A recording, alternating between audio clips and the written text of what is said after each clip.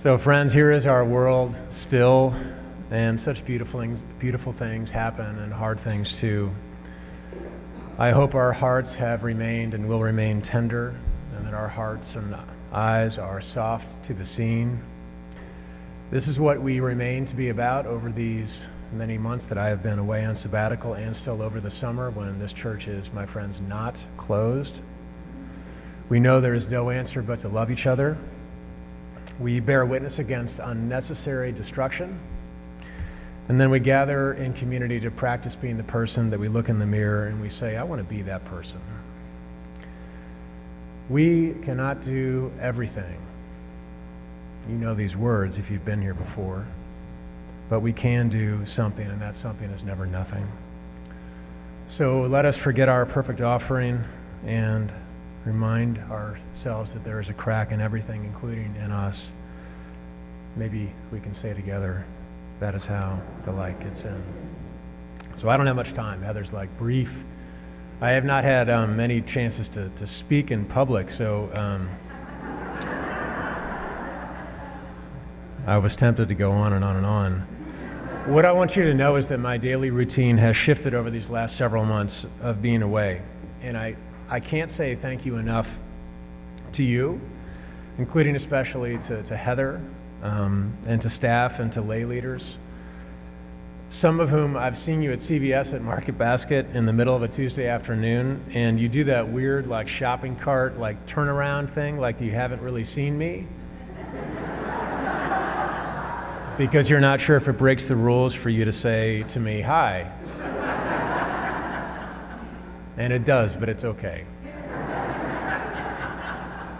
But my routine has shifted from emails and worrying about pledge campaigns. I'm actually still a little worried, so if you haven't put in your pledge, my friend Kevin is right there. He's worried. He's very worried. He's very worried. And hospital visits, which I do all the time, that many people don't know what it is clergy do. So much of our work, as Heather and Jessica know, is just literally unseen. No one sees the places that we go, but we're there with you. And then also the sermon ideas that I have to write on scrap paper, even my hand, because inspiration strikes when I'm least prepared. All of that has been set aside to a different routine that is marked by some hours that I've been spending every day on the book, and on my best days, the book is halfway done, and on the worst days, I'm halfway undone. Followed by errands to the store, getting mulch or cleaning behind the bathtub, the 100 years of accumulated whatever that is behind the bathtub. And also every day grabbing mail from the mailbox, the dog following me because his routine has become, over our time together, he and I are on sabbatical together. He puts the mail in his mouth and he takes it to the kitchen next to the bowl where he drops it on the floor like the junk mail that it is to receive the 5-calorie liver award of Pavlovian tastiness that I have given him. Now you're thinking, for all of this, we're giving Nathan a sabbatical?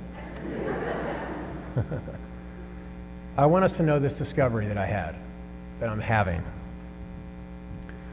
which almost no one gets to do. That until I interrupted my work routine, I didn't quite realize how much of my identity, my sense of self-worth, is connected to what it is that I do in the world. Maybe this is true for you.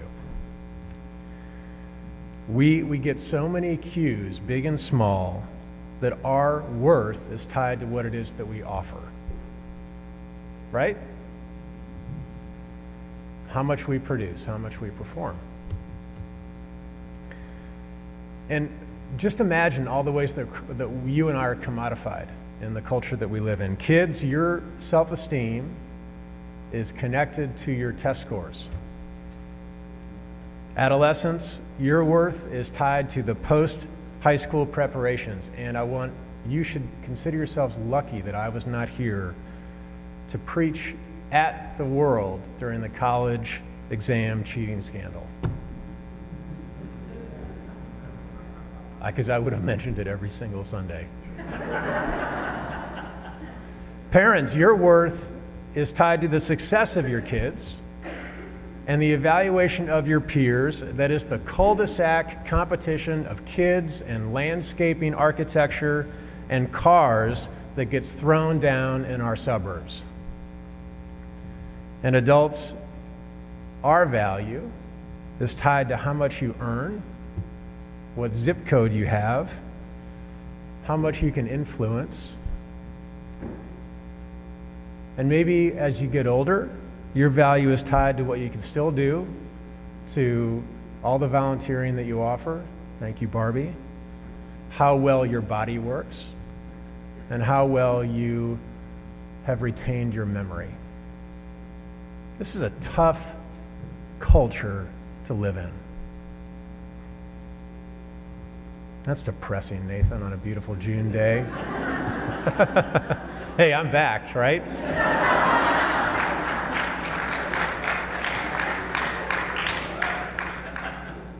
But it leads me to what I wanted to say, because I was watching the news last night, which is also something I've started to do. I don't know why, but I haven't. And I was watching the Pride festivities in Boston on the news, and there was a guy there, and he looked younger than me, just a little bit. And he said to the camera, "When I was a kid, being gay was about the worst thing in the world that a person could be." So I was born in 71. Like that was true in my all-boys high school too. And then he said, and no one thought that I was worth anything.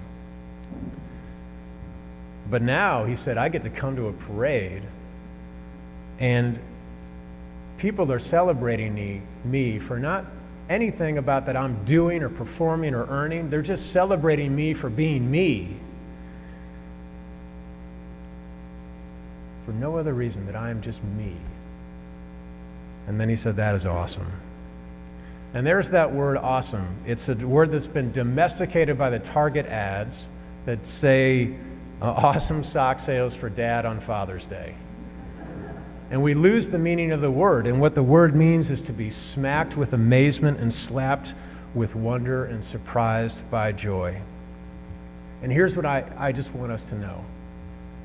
I want us to today, tomorrow, this week, to stand in the mirror and for a moment to not evaluate the new wrinkle, the fold, the extra pound, the worry lines, the too many pimples, the evaluation, the performance, the identity of doing and being, the notion that we are only worth what it is we give to the world. I just want us to stand in the mirror, take a sabbatical from all of that measuring, and look in the mirror and just be filled with amazement that you, my friends, and we are alive. We are here. You are enough. I'm enough. You're enough. And in this room, it does not matter how you come in, but here in this place, each of you are blooming in your own particular way. And you, each of you, are awesome. That's my sabbatical discovery over these months. So, indeed, you are fine, and I am fine. But the thing is that we are made better together. That I believe. So you will see me back in September. By then, I pray that the book is indeed done. I have missed you desperately. I love you as a people, as a congregation, and I am privileged, deeply, deeply privileged to be one of your ministers.